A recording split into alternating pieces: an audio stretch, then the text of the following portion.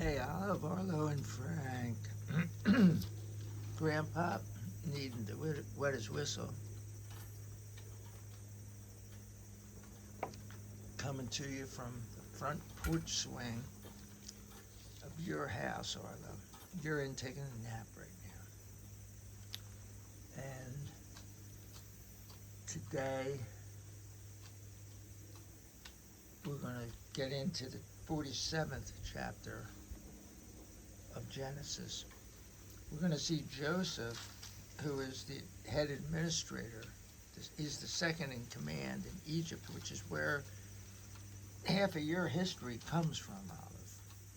You are half Egyptian. Your father is 100% Egyptian. Your grandparents, the Elkites, they were born in Egypt, and they immigrated over here to the United States. Your dad was born here, and your uncles and aunts on that side of the family, they were all born here. But half your family comes from the land of Egypt, so you should be pretty proud. These stories are from thousands of years ago, and it's part of your history too. And in fact, in your grandfather's religion, in Islam, a lot of the stories are the same. They use a lot of the same core material, like the Old Testament. And of course, the main book is the Quran, but the Old Testament is very important to them. And so, as you're studying your grandfather, Ibrahim, you're studying his religion, and hopefully you'll study both religions, and you'll make decisions on the path that you need to take based on the facts and where your heart leads you. You'll be studying about the half of your history. So, chapter 47 of Genesis says, Joseph went and told Pharaoh, "My father, my brothers, their flocks and herds, and all that they own have arrived from the land of Canaan. And they are now in the land of Goshen." He took 5 of his brothers and introduced them to Pharaoh. Pharaoh said to Joseph's brothers, "What is your occupation?" They said to Pharaoh, "Your servants take care of flocks, just as our ancestors did." Then they said to Pharaoh, "We have come to live as temporary residents in the land. There is no pasture for your servants' flocks because the famine is severe in the land of Canaan. So now, please let your servants live in the land of Goshen." Pharaoh said to Joseph, "Your father and your brothers have come to you. The land of Egypt is before you. Settle your father and your brothers in the best region of the land. They may live in the land of Goshen. If you know of any highly capable men among them, put them in charge of my livestock." So, just like there's guilt by association, there's trust by association. Joseph, these are your brothers. We trust them with my livestock because we trust you with the administration of the government. So be one of those people in your life. Be the kind of person that not only you get trusted because of what you've done, but those related to you get a leg up because, well, hey, I'm Arlo's cousin. Eventually it'll be like, I'm Arlo's son. Because someday, Arlo, it's a good possibility you'll have sons and or daughters.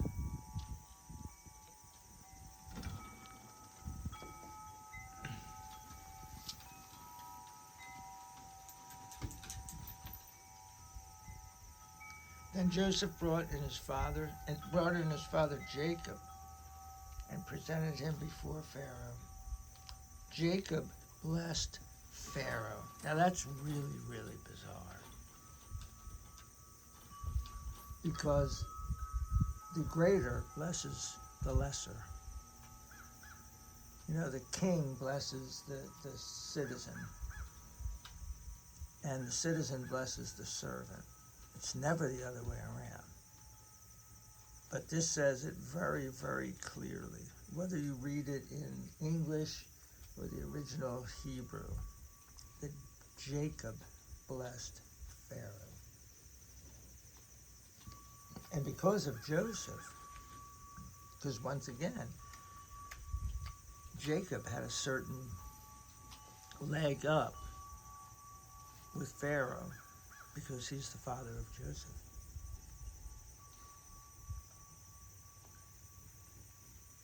Pharaoh said to Jacob, "How long have you lived?" Jacob said to Pharaoh, "All the years of my travels are 130. All the years of my life have been few and painful. The years of my travels are not as long as those of my ancestors." Then Jacob blessed Pharaoh and went out from his presence. So it sounds like Jacob looks, well, he's an old Jewish guy, so he's kvetching, as they say. He's like, I'm 130 years old, and it's all been painful. Nobody understands me. It's just a thing. Any Jewish people listen to this will know what I'm saying. Like, I'm not saying it in a bad way. I'm just saying it as a factual way. I used to live with a Jewish woman for about 8 years. Her name's Judy. So my sons Tom and Frank were basically raised for part of their life by her. So my son Tom, who's the one still alive, he would go like, "Oh yeah, I know what you're talking about." And sometimes they put this stuff in here, like, you know, things haven't really changed. Like back then, children of Israel are just like the children of Israel today. And so, and just think about how old that Jacob must look. Because Pharaoh's like, "How old are you?" So Joseph settled his father and his brothers.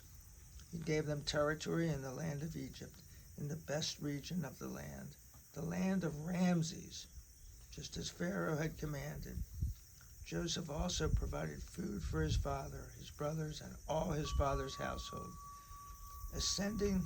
according to the number of their children. So they got the food allocated based on how much need they had.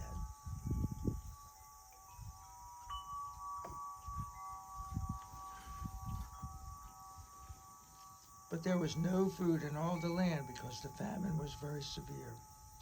The land of Egypt and the land of Canaan wasted away because of the famine. Joseph collected. So Joseph had them take, I think, 20% of the grain and things like that and store it away. They built these giant vaults and they stored the grain because he knew that the famine was going to be coming. But now what's happening is the people who have been surviving, because the land of Egypt, the famine wasn't as bad. So the people in the land of Egypt could survive a little bit longer. But now they're starting to run out of food. Who has food? Pharaoh. Why does he have the food? Because of Joseph. Because of Joseph's planning and administration at the state. Joseph collected all the money that could be found in the land of Egypt and in the land of Canaan as payment for the grain they were buying. So this is the whole area, the Levant into Egypt, they're getting wiped out. And so Joseph's family has come there. They're a little better off than a lot of the people there because they were bigger, they were wealthier. But now they can raise their flocks, but everybody else's flocks are starting to die off because there's no grassland, there's nothing. Everything's turning into a desert. So when they came and said, oh, we need food, he's like, well, start giving us money. So now, not only does Pharaoh own all the money, or all the food, but now he's starting to own the money. Then Joseph brought the money into Pharaoh's palace. When the money from the lands of Egypt and Canaan was used up, all the Egyptians came to Joseph and said, give us food. Why should we die before your very eyes? Because our money has run out. So what do you think they're going to ask for next? Then Joseph said, if your money is gone, bring your livestock, and I will give you food in exchange for your livestock. So the animals that had lived, because the land was starting to dry up, I said it a couple minutes ago, like all the land had dried up. But this is happening over time. So they still had some livestock left. And Joseph's like, give me the livestock. And now they have these shepherds in Goshen who Pharaoh has said, like, you're going to run my livestock empire. So they're in place. They're ready for all these, sheep and goats and cows and whatever else. Not pigs. Trust me, not pigs. So they brought their livestock to Joseph, and Joseph gave them food in exchange for their horses, the livestock of their flocks and herds, and their donkeys. He got them through the year by giving them food in exchange for livestock. When that year was over, they came to him the next year and said to him, we cannot hide from our Lord that the money is used up, and the livestock and the animals belong to our Lord. Nothing remains before our Lord except our bodies and our land. Why should we die before your very eyes, both we and our land? Buy us and our land in exchange for food, and we with our land will become Pharaoh's slaves. Give us seed that we may live and not die. Then the land will not become desolate. So Joseph bought all the land of Egypt for Pharaoh. Each of the Egyptians sold his field, for the famine was severe.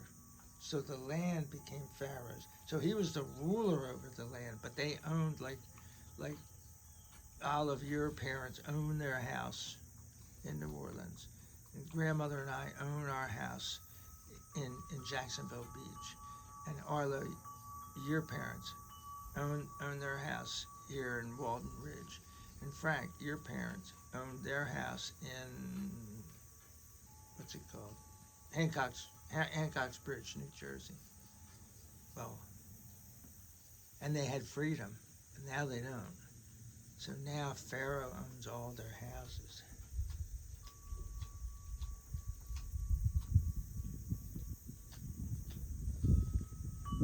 Joseph made all the people slaves from one end of Egypt's border to the other end of it.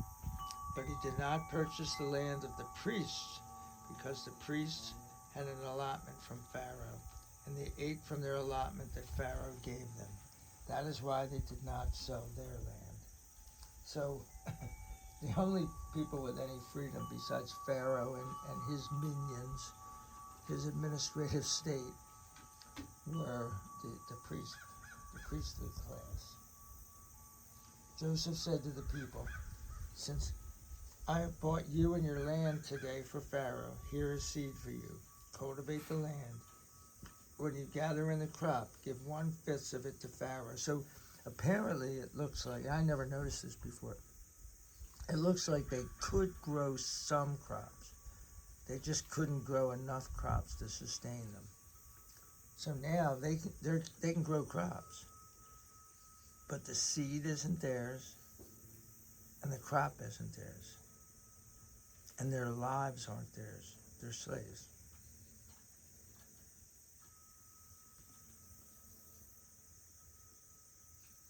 So they give when you gather in the crop, give 1/5 of it to Pharaoh, and the rest will be yours for seed, for the fields, and for you to eat, including those in your households and your little children. They replied, you have saved our lives. You are showing us favor, and we will be Pharaoh's slaves. So they had nothing else to sell to Pharaoh. So now he goes to basically what was Joseph's plan I mean, Joseph's the one that's coming up with all these schemes. He's saying 20%, 1/5, you give to us, and then you can eat the rest. But they don't own the land that's raised on.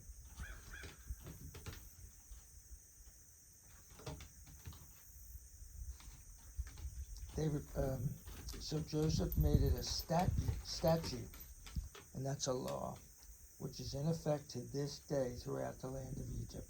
And by this day, it's when this was being written by Moses, when they're in going to the land of Canaan. Because Moses doesn't get into the land of Canaan, because it's something he does, and we'll talk about that in Exodus. So his part of it is written while they're still traveling from Egypt to Canaan.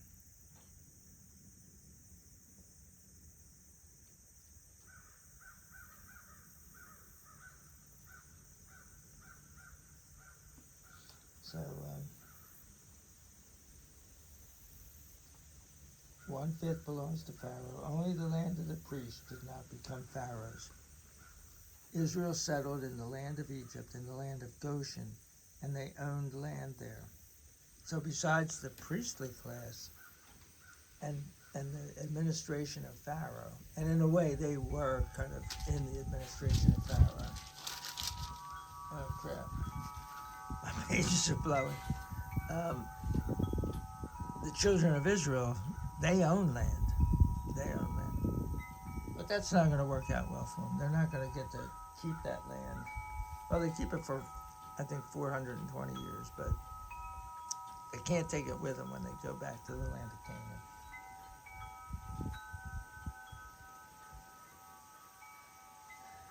Israel settled in the land of Egypt and the land of Goshen, and they owned land there. They were fruitful and increased rapidly in number, and that's going to come into play when we get to Exodus. Jacob lived in the land of Egypt 17 years. The years of Jacob's life were 147 in all. The time for Israel to die approached, so he called for his son Joseph and said to him, "If now I have found favor in your sight, put your hand under my thigh and show me kindness and faithfulness." And that was a covenant. That was the sign that you were making a covenant with somebody, that you put your hand under their thigh. "Do not bury me in Egypt, but when I rest with my fathers, carry me out of Egypt and bury me in their burial place." And Joseph said, "I will do as you say." Jacob said, "Swear to me that you will do so." So Joseph gave him his word. Then Israel bowed down at the head of his bed. So